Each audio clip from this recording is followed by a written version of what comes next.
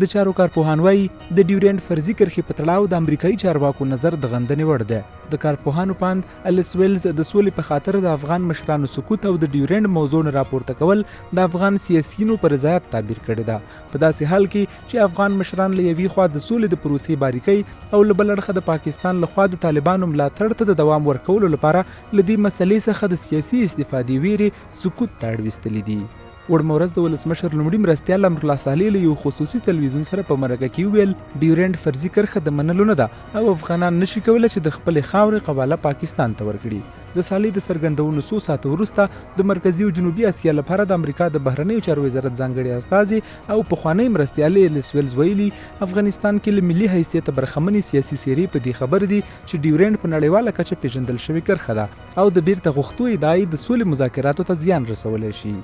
کارپوهان وایي دا موضوع د سولې له خبرو سره تړل د اوس مهال لپاره د افغانستان په تاوان ده او پاکستان هڅه کوي دا خبره د سولې په شرایطو پورې غوټه کړي. د سیاسي چارو کارپوهان د الیس ویلز د څرګندونو په غبرګون کې وایي د امریکایي چارواکو دا ډول څرګندونې په حساس وخت کې افغان حکومت باندې د فشار زیاتولو لپاره کیږي چې د وسلوالو طالبانو متحده ایالاتو ترمنځ توافق چې نیمګړتیاوې لري ومني. دوی وایي امریکا دا حق نه لري چې د ډیورنډ په اړه د وسلوالو طالبانو او د هغوی د پالونکي هیواد پاکستان په خوښه څرګندونې او یا پریکړې وکړي. د ډیورنډ د فرضي کرښې په اړه باندې که د سیمې د خلکو د نظریاتو یوه ډېره سطحي سروې هم وسي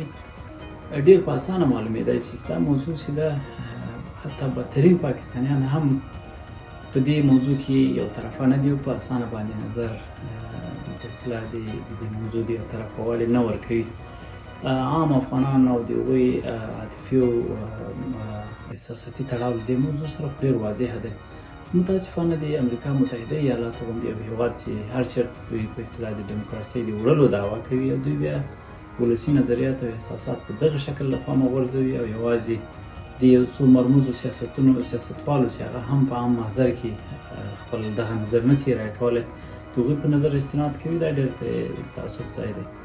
د چارو د کارپوهانو پاند د ډیورنډ فرضي او تاریخ تیرې کرښې دواړو غاړو ته د یو قوم یو دین او کلتور خلک پراته دي چې افغانان او د افغانستان اوسیدونکي دي. دوی وایي د ډیورنډ په اړه د پاکستان او یو شمېر نورو کړیو فشار اغزن سیم بریدونه او نور ناوړه اعمال به پایلې ونه لري. د وخت په تېرېدا سره به اغزن سیمه هم د برلین دیوال په څېر له منځه یوړل شي او لر او بر افغانان به په یو ټغر راټول وي. امریکا د بهرنیو چارو وزارت پخوانی مرستیالې چې د ډیورنډ لاین په اړوند کومې خبرې اترې کړي دا یوازې د امریکا لخوا په افغان حکومت باندې فشار دی ترڅو هغه قرارداد چې دوی د سولې د طالبانو سره کړی او هغه قرارداد یو طرفه دی او په هغې قرارداد کې د افغان حکومت او ولس لپاره کومه ګټه نشته. دوی د فشار د آلې په توګه دا کاروي ترڅو افغان حکومت افغان سیاسیون او افغانان دې ته مجبوره کړي ترڅو د